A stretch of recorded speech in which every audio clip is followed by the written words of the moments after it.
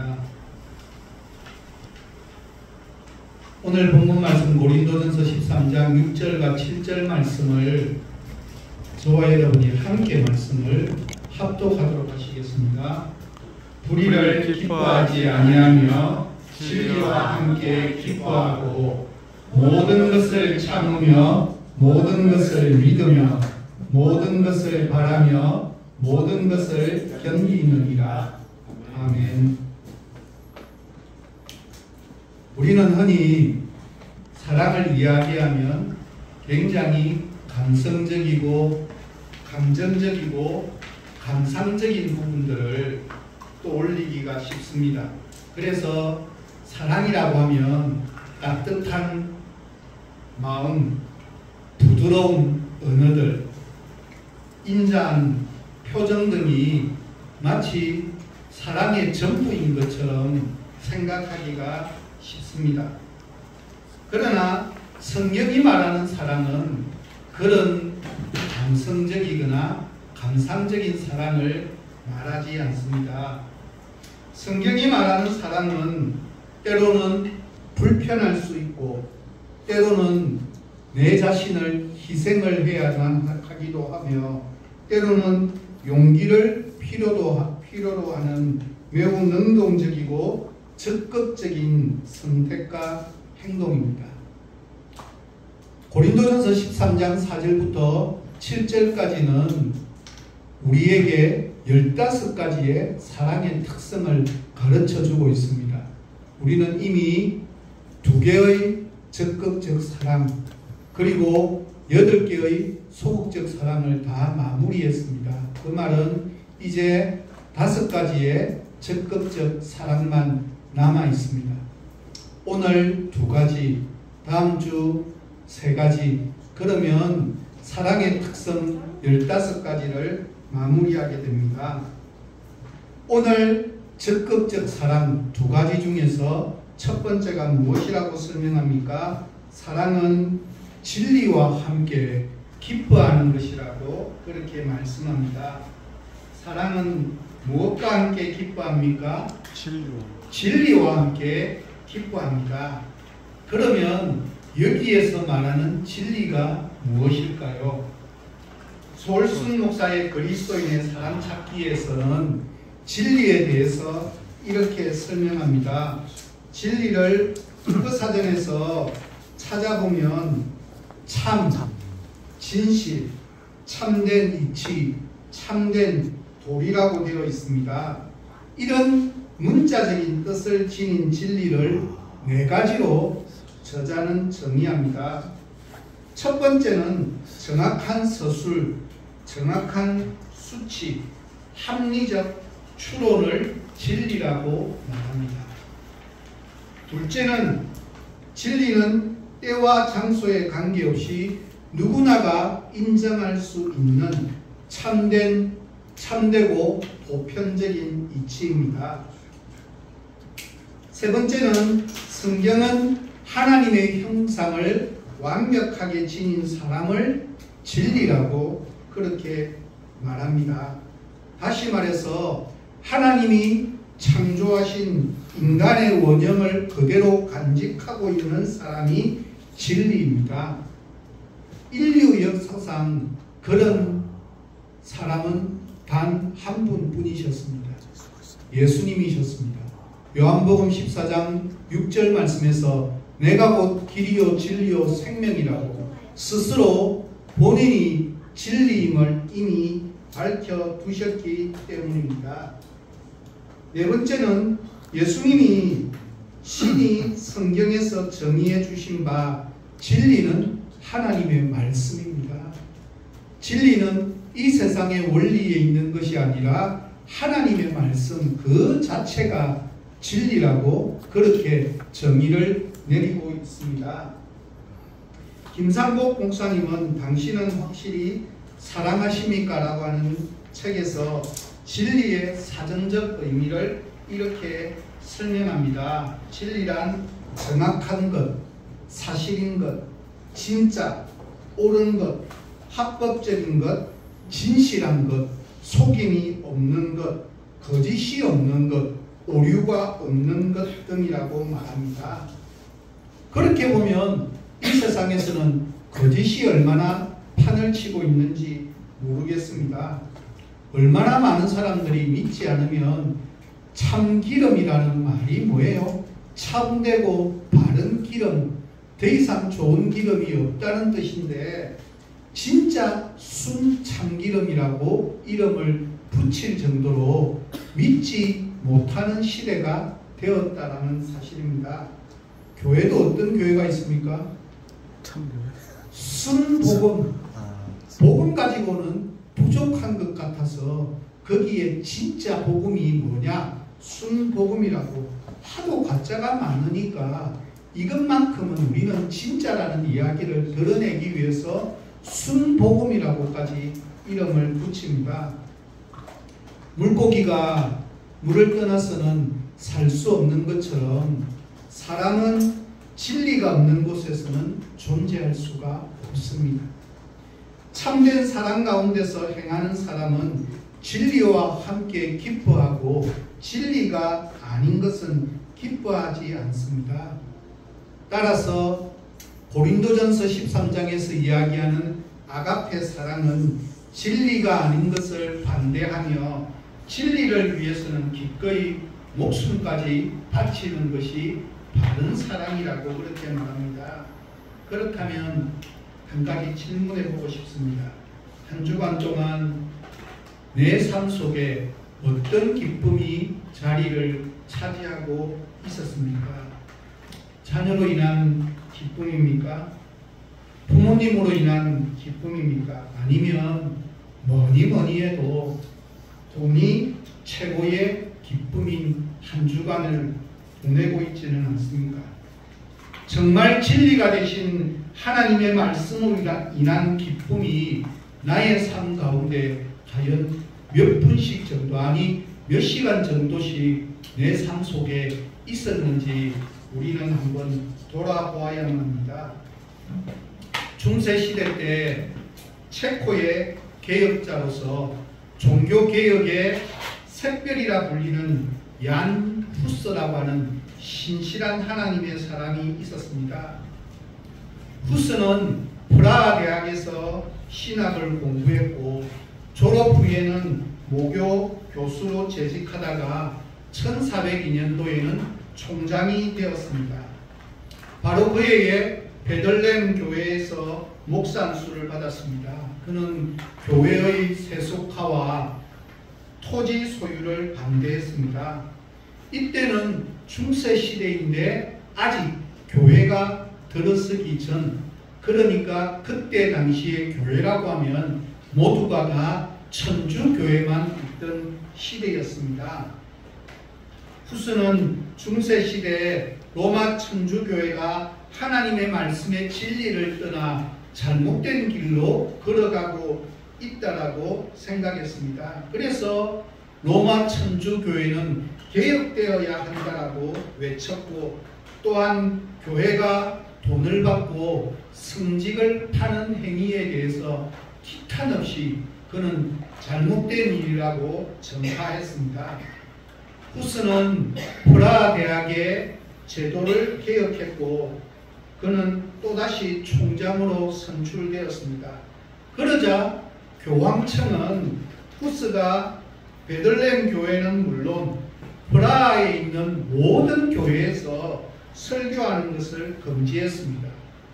후스는 그 명령을 거부했고 교황청은 그런 후스를 파문했습니다.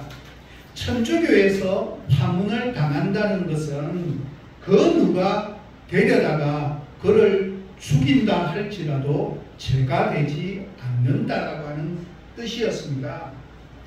후스가 살던 시대에는 천주교 타락이 극에 달해서 교황이 한 명이 있어야 되는데 2명 혹은 3명까지 되기도 했습니다. 천주교는 이 문제를 해결하려고 콘스탄츠 종교회의를 열었습니다. 이미 8개월 동안이나 지하 감옥에 갇혀있던 후스가 그 회의장으로 끌려 나왔습니다. 교회 관계자들은 후스의 진술조차 받아들이지 않고 말할 기회마저도 주지 않았습니다. 그리고는 그의 몸에 사제복을 입혔습니다. 그 다음에는 저주를 하며 그 몸에서 옷을 하나씩 벗겼습니다. 마지막에는 추악한 새 악마가 그려진 원뿔 모자를 그의 머리에 씌웠습니다. 거기에는 이렇게 문구가 있습니다. 여기 이단 개수가 있습니다. 라는 글귀가 새겨져 있었습니다. 이어코 후스는 시내의 한 성문 앞으로 끌려가서 기둥에 묶인 채 화형을 당했습니다. 화형당할 때 그가 외친 마지막 외침입니다.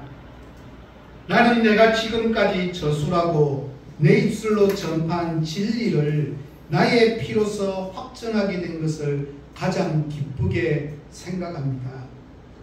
죽음에 임한 후스가 죽음 앞에서도 그가 천사처럼 환한 얼굴을 가질 수 있었던 그것은 나의 살아온 삶 자체가 진리를 위한 삶, 오로지 예수 그리스도를 위한 삶, 하나님의 말씀을 위한 삶을 살았기에 그는 조금도 부끄러움을 가지지 않았기에 그는 화형을 당하는 가운데서도 이렇게 외칠 수가 있었습니다. 프라 대학에 가면 얀 후스의 동상이 세워져 있습니다. 그 밑에 글귀는 이렇게 새겨져 있습니다. 진리를 사랑하며 배우며 말하며 진리를 양보하지 않고 죽을 때까지 진리를 말하리라. 그렇습니다.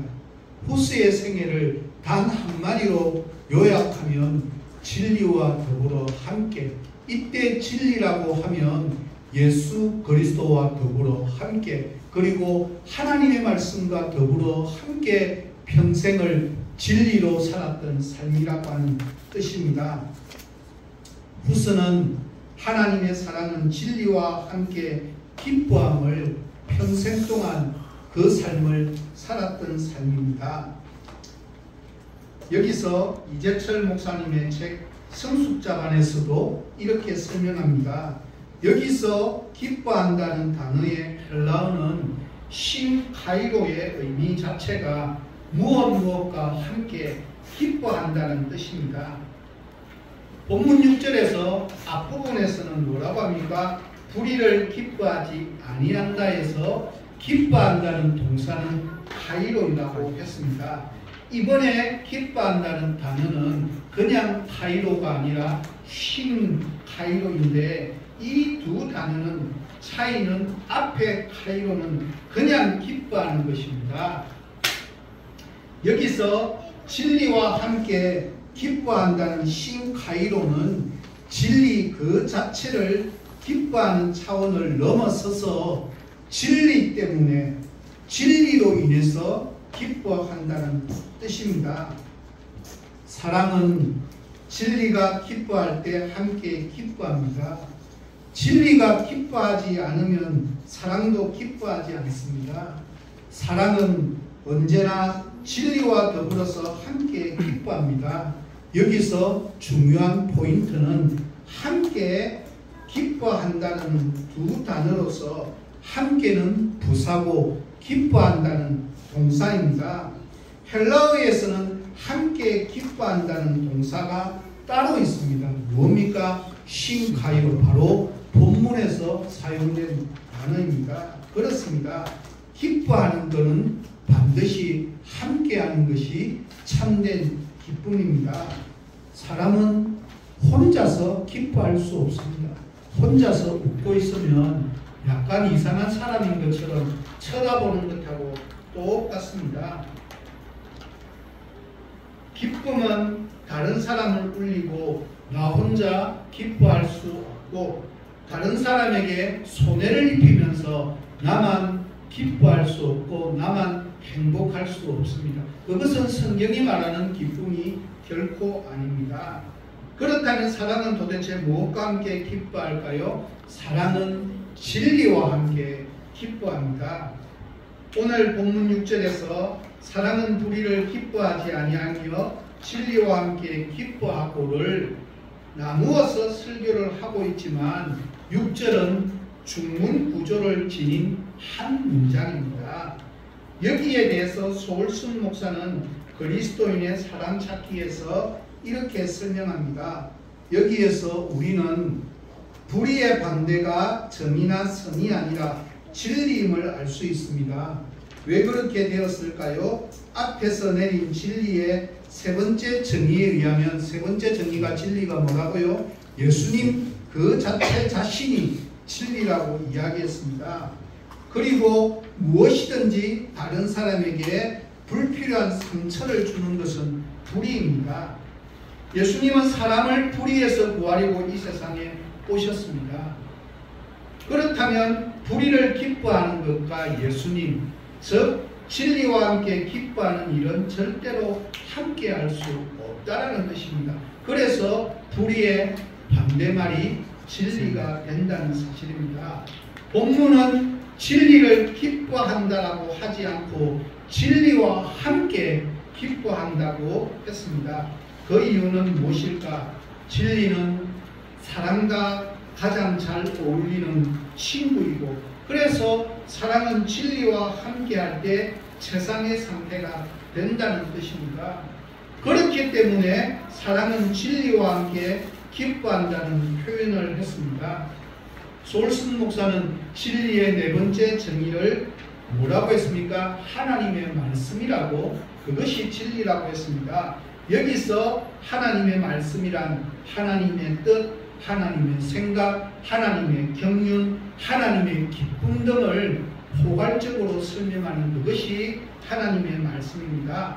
그러기에 사랑이 진리와 함께 기뻐한다는 건, 하나님을 사랑하는 사람은 하나님이 기뻐하시는 걸 자신도 기뻐한다라고 하는 뜻입니다.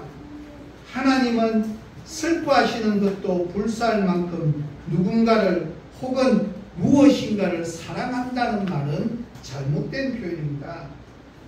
하나님이 싫어하시는 일이지만 어쩔 수 없습니다. 저는 이 일을 정말로 좋아하기 때문에 포기할 수 없습니다. 라고 표현하는 것이 바른 표현이 아니라는 사실입니다. 본문에 의하면 이런 태도는 결코 바른 사랑이 아닙니다.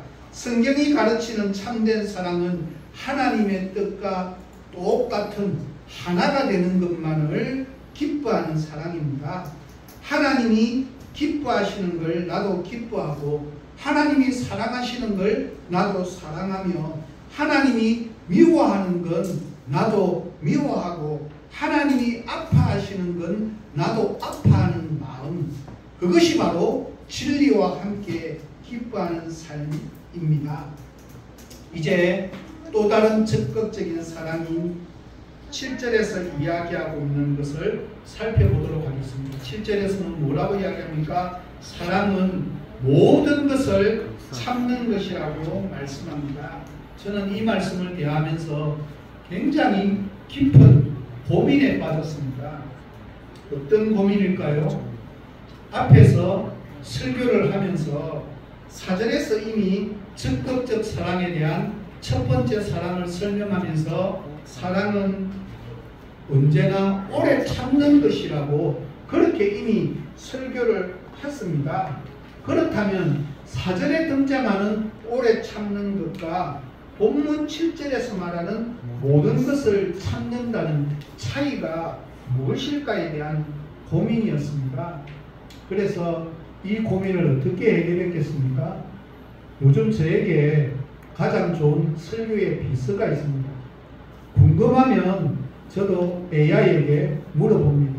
그래서 AI에게 직접 문장을 넣어서 4절에 등장하고 있는 오래 참음과 7절에 등장하는 참는 것의 차이가 무엇인지를 AI에게 질문을 했습니다.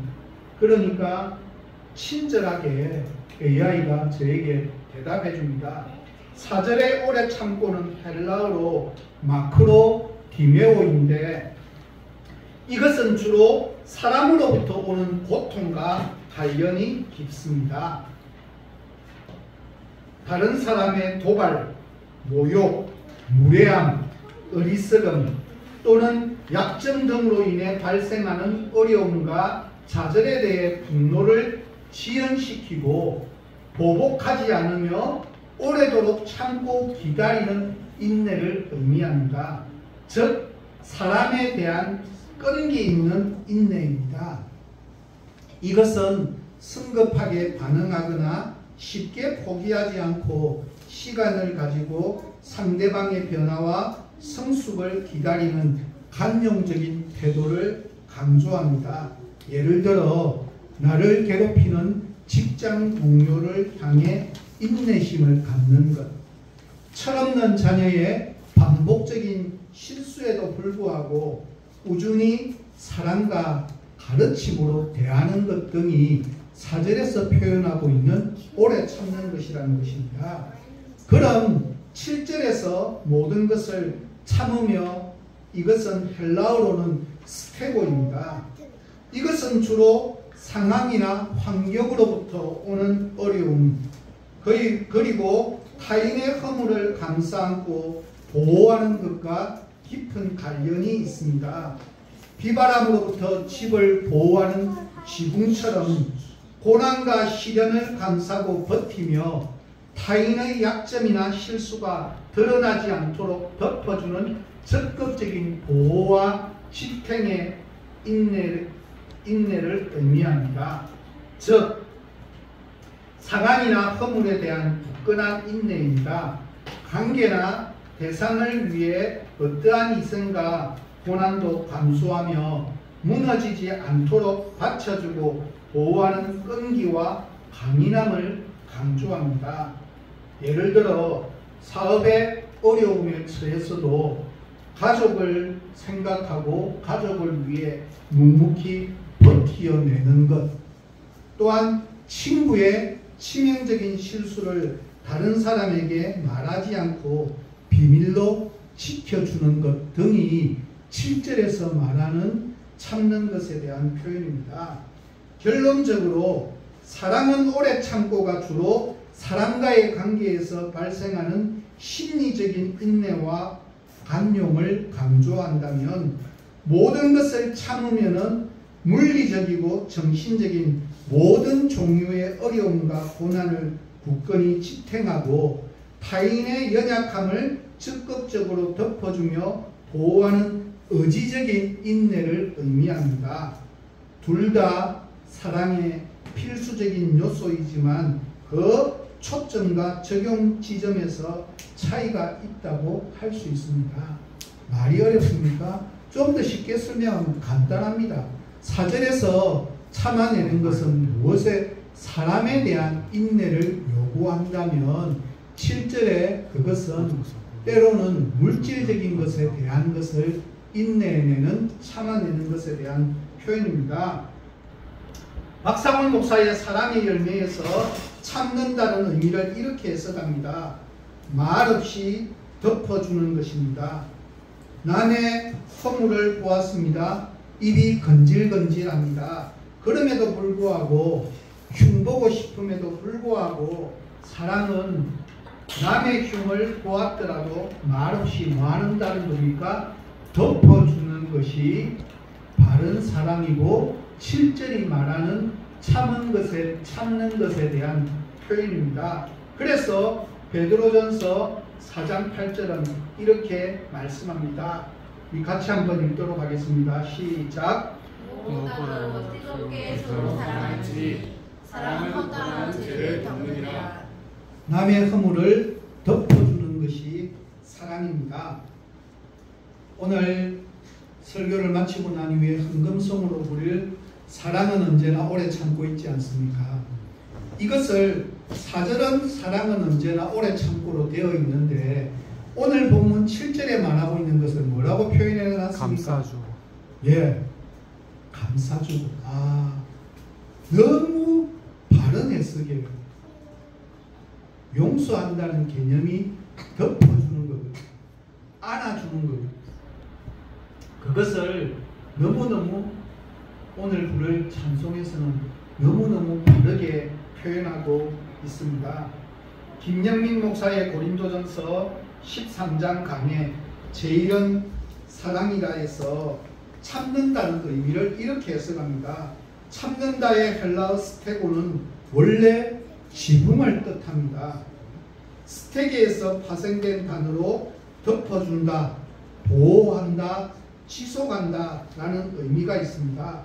현대 헬라어에서도 지붕을 가리키는 말로 쓰이고 있습니다. 이처럼 사랑은 서로에게 비바람과 풍파를 막아주는 지붕과 같은 역할을 합니다.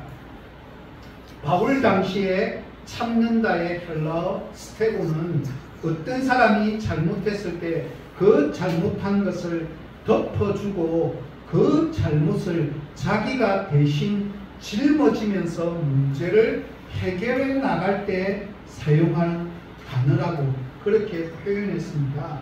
그러므로 모든 것을 참는다라는 것은 단순히 참고 인내하는 것을 말하지 않습니다. 다른 사람들의 모든 약점과 허물과 잘못을 뭐하는 것 덮어주고 감싸주면서 자기가 대신해서 그 짐을 져주는 것, 그것을 가리키는 표현입니다. 이 단어는 시제가 현재형이기에 포기하지 않고 끊임없이 참고 계속해서 덮어주고 감싸주면서 대신 짐을 짊어지는 것을 의미합니다.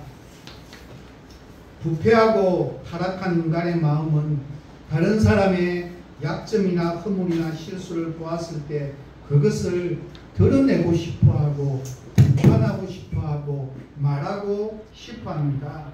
다른 사람의 허물과 약점을 안타까워하기보다는 오히려 그것을 마음속에 즐기고 기뻐하는 것이 연약한 인간의 모습입니다. 그러나 참된 사랑인 아가페 사랑은 다른 사람들의 허물이나 잘못이나 실수를 드러내지 않고 오히려 덮어주고 감싸주는 것이라고 그렇게 말씀하고 있습니다. 공개적으로 폭로하거나 꾸짖거나 하지 않고 은밀하게 고쳐주고 바로 잡아주는 것입니다. 이동원 목사님의 이렇게 사랑하라에서 이런 예화를 소개합니다. 뉴욕 타임즈가 시작되었을 때 표어는 활자하기에 적합한 것을 모든 뉴스로 이었다고 합니다. 이 말은 다시 말하면 모든 뉴스가 사실이라고 해서 다 활자되기에는 적합하지 않다는 뜻입니다. 다른 말로 좀 더 쉽게 표현하면 남에 대한 모든 이야기가 사실이라고 할지라도 말하기에는 다 적합하고 타당한 것은 아니라는 뜻입니다. 얼마나 아름다운 표현인지 모르겠습니다. 아프리카의 우간다는 영국 식민지였다가 1962년도에 독립한 국가입니다. 이 나라의 제3대 대통령은 이디 아민입니다. 이 이디 아민은 검은 히틀러로 불릴 만큼 상상을 초월하는 포악하고 잔인한 독재자였습니다. 농부의 아들로 태어났고 글을 전혀 모르는 사람이었습니다. 193cm의 거구로 검투 선수 출신인 그는 2차 세계대전 때 군인이 되었고 그 후 승승장구에서 1967년도에는 우간다의 군 통수권자가 되었습니다. 1971년도에는 대통령이 국제회의를 참석한 틈을 타서 쿠데타를 일으켜서 나라를 빼앗고 자신이 대통령으로 취임했습니다. 식민지 치하의 우간다군은 영국군과 함께 이스라엘 독립을 도왔습니다. 그래서 우간다는 이스라엘과 우호관계를 유지했습니다. 하지만 해교도인 아민은 이스라엘을 저버리고 리비아, 팔레스타인, 사우디아라비아 등 해교 국가들과 외교 관계를 맺었습니다. 그는 나치의 유대인 학살을 미화하는가 하면 아프리카 캠페인의 일환으로 아시아 사람을 추방하고 외국인 소유의 기업을 국영화했습니다. 1976년도에 그는 자신을 우간다 종신 대통령으로 선포하였습니다. 1978년도에는 국내에 들끓는 반대 여론을 잠재우기 위해서 탄자니아를 침공했습니다. 그러나 우간다 반군과 탄자니아군이 연합해서 반격을 가하는 바람에 그는 실패하고 도망다니는 신세가 되었습니다. 그래서 리비아와 이라크를 전전하며 어느 곳에서도 환영받지 못했습니다. 그러다가 정치에 개입하지 않는다는 조건으로 집을 내어준 사우디아라비아에 최종적으로 정착했습니다. 말년에 이디아민은 각종 질병에 시달리다가 2003년도에 사우디아라비아에서 사망했습니다. 8년간이나 최고권자를 차지했던 아민은 그 3배에 달하는 24년 동안을 자기 나라가 아닌 망명지에서 비참하게 보내다가 생애를 마감했습니다. 인류 역사상 가장 잔혹했던 독재자였던 아민의 사망 소식이 전해지자 우간다는 몇 날 며칠이나 축제를 벌이고 야단났습니다. 아민은 인간 백정이라 불릴 만큼 국민을 너무나 많이 죽였습니다. 우간다 정부는 시체를 아민이 죽일 때마다 대거 나일강에 던져야만 했습니다. 아민 정권에 의해 그렇게 학살당한 사람은 50만 명에 이르렀다고 이야기합니다. 그의 엽기적인 행동은 상상을 초월했습니다. 긴밀한 관계에 있던 사람들의 머리를 죽여서 냉장고에 보관하면서 때로는 꺼내어서 감상하는가 하면 목이 잘린 시체를 악어의 먹이로 강에 던지고 그것을 보는 것을 즐겼습니다. 군긴 죄수들에게 먼저 처형당한 사람들의 인육을 먹이고 자신도 스스로 먹었다고 합니다.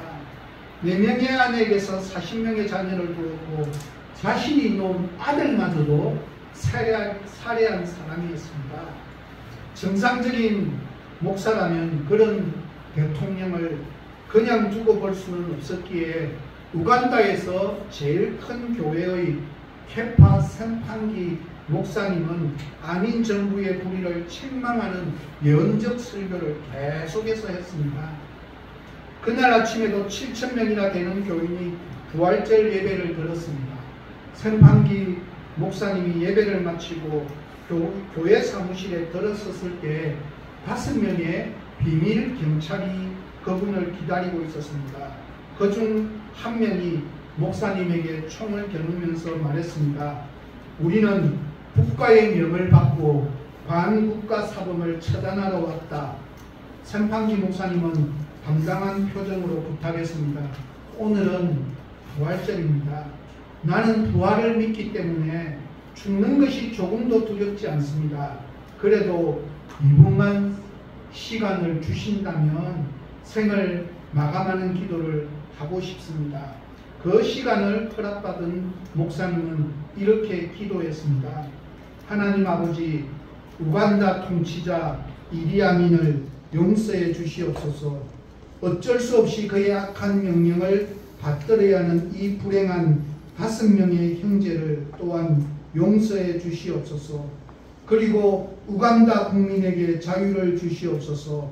내 사랑하는 조국 우간다가 사랑과 정의의 땅이 되도록 도우시옵소서. 제가 죽는 것으로 이 비극이 끝나게 긍휼을 베풀어 주시옵소서. 기도를 마쳤을 때 목사님은 물론 기도를 들은 경찰들의 눈에도 뜨거운 눈물이 흘러내렸습니다. 갑자기 경찰 5명이 목사님 앞에서 일제히 무릎을 꿇었습니다. 목사님, 죄송합니다. 저희들이 큰 실수를 할 뻔했습니다. 목사님은 피신하여 교회에 계시지 않았던 걸로 보고하겠습니다. 빨리 이 자리를 떠나서 훗날을 기약하십시오. 오늘 본문에서 사랑은 모든 것을 참으며를 쉬운 성경은 이 부분을 모든 것을 덮어줌으로 의역합니다. 공동 번역도 이 부분을 모든 것을 덮어주고입니다. 표준 세번역 성경도 모든 것을 덮어주므로 해석합니다. 이렇게 보면 본문의 참음은 다른 사람의 허물과 실수를 떠벌리는 문제와 직접 관계됩니다. 인간의 가장 마음 깊은 곳 속에서는 죄를 지은 인간이기에 남의 잘못을 고발하고 싶고 말하고 싶은 본능이 있습니다. 그래서 남의 허물을 동정하는 대신 즐기려고 합니다. 사랑은 아주 많이 아주 조급하게 말하고 싶어하는 그 성향을 조절해서 우리를 잠잠하게 해줍니다. 사랑은 입을 다물어야 할 때를 예민하게 감지합니다. 사랑은 상대방에게 상처 줄 수 있는 일이라면 덮어줄 줄 아는 지혜의 마음입니다. 내가 사랑하는 사람의 허물을 덮어준다는 것은 그의 허물이 나를 압도하지 않고 지배하지 않는다는 말입니다. 내가 남의 허물을 공개하고 이야기하는 것은 내 눈에 허물로 보이는 그 모든 결정과 약점이 나를 지배하고 있기 때문입니다. 거기서 벗어나지 못하기 때문입니다. 허물을 덮어주는 것은 허물이 없다라는 뜻이 아닙니다. 그러나 바른 사랑을 하면 허물이 있음에도 불구하고 그 허물이 나를 지배하지 않는 것입니다. 그 허물에서 내가 벗어날 수 있게 되는 것입니다. 사랑은 상대의 약함이나 추함 그리고 허물을 덮어줍니다. 마치 구약 성경에 등장하는 노아의 세 아들 중에 셈과 함과 야벳이 자기 아버지가 포도주를 먹고 취해서 하체를 벗고 있을 때 그 허물을 덮어주는 것과 같습니다. 그런데 함은 오히려 밖에 나가서 떠벌리지 않았습니까? 그러므로 인해서 함의 후손이 당하게 되는 고통은 이루 말할 수가 없습니다. 왜요? 그는 아버지를 사랑하지 않았기 때문입니다. 내가 사람의 허물을 덮어준다는 것은 그의 허물이 나를 지배하거나 나를 압도하지 않을 수 있는 것입니다. 내가 남의 허물을 공개하고 이야기하는 것은 내 눈에 허물로 보이는 그 모든 결정과 약점이 나를 지배하기 때문에 그렇게 된다라고 하는 뜻입니다. 거기서 벗어나지 못했기 때문입니다. 허물을 덮어주는 것은 허물이 없다는 말이 아닙니다. 그러나 하나님의 사랑을 하게 되면 그의 허물이 나를 지배하지 않습니다. 그 허물에서 내가 벗어날 수 있다는 뜻입니다. 그래서 잠언 10장 12절은 이렇게 말씀합니다. 우리 같이 읽도록 하겠습니다. 미움은 다툼을 일으켜도 사랑은 모든 허물을 가리우느니라. 만약에 자식의 허물이 보이고 그 허물이 부모를 압도한다면 부모와 자식 간에 고통의 시간을 보낼 수밖에 없습니다. 세상 사람이 모두 그 아이의 허물을 볼지라도 부모가 보기에는 자식이 사랑스럽게 느껴질 수 있는 그 허물이 내 자신을 지배하지 못하고 가리우고 덮어주기 때문입니다. 그래서 부모에게는 자식의 허물이 문제되지 않고 덮어줄 수 있습니다. 부부간에도 마찬가지입니다. 서로가 정말 사랑하면 남편의 허물, 아내의 허물이 허물로 보여서는 안 됩니다. 덮어줄 수 있는 것이 바로 주님의 사랑이라고 그렇게 말씀하고 있습니다. 말씀을 마무리합니다. 사랑하는 우리 천안교회 가정 여러분, 한 주간 살아가면서 무엇으로 기뻐하시겠습니까?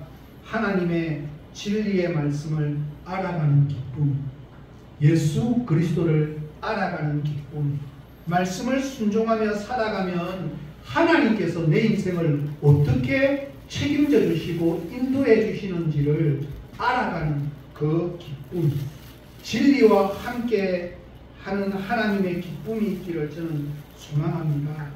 또한 만나게 되는 많은 사람들을 통해서 자연히 그 사람들의 허물이 눈에 보일 수도 있습니다. 그러나 그것을 발설하거나 드러내려고 하지 말고 사랑으로 다른 사람들이 혹시나 볼까 덮어줄 수 있는 우리 모두가 되어지기를 저는 소망해 봅니다. 입을 열어서 꼭 말을 해야 된다면 하나님의 사랑의 마음을 가지고 덕이 있는 말, 칭찬할 수 있는 말, 좋은 말을 해줍시다. 그러면 하나님께서 기뻐하시리라고 저는 믿습니다.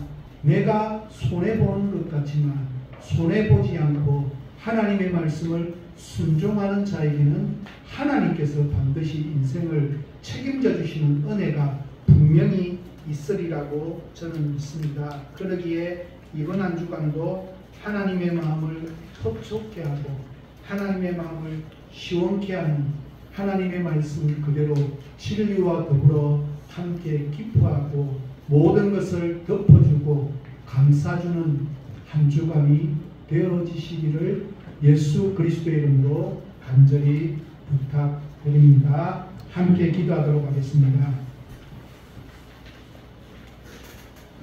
사랑의 본질이 되시는 지금도 살아계시는 하나님, 내가 이 땅을 살아가면서 무엇으로 인한 기쁨이 있는지를 가르쳐 주시니 참으로 감사를 드립니다.